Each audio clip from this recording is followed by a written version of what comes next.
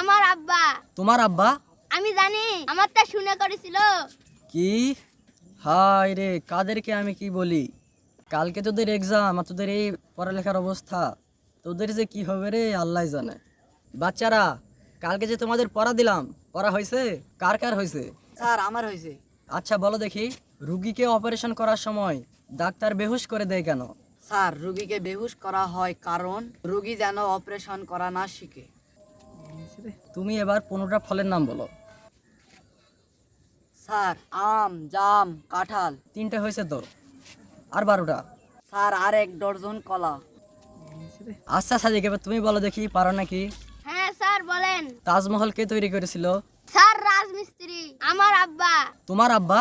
আমি জানি, আমারটা শুনে করেছিল। কি? হায় রে, কাদেরকে আমি কি বলি? স্যার আমি হিন্দি ভালো পারি। তাই নাকি? अच्छा बोलो तो, पाकिस्तान के झंडे सबसे पहले कहाँ लगाया गया था? पाकिस्तान के झंडे सबसे पहले डंडे में लगाया गया था। हाय रे शिहाब, তুমি আবার বলো তো, হ্যাঁ স্যার বলেন। বাংলাদেশের রাজধানী কোথায়? স্যার এটা তো মনে হচ্ছে না।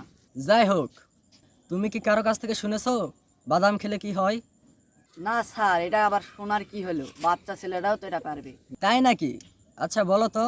স্যার বাদাম খেলে তো বাদাম শেষ হয়ে যাবে।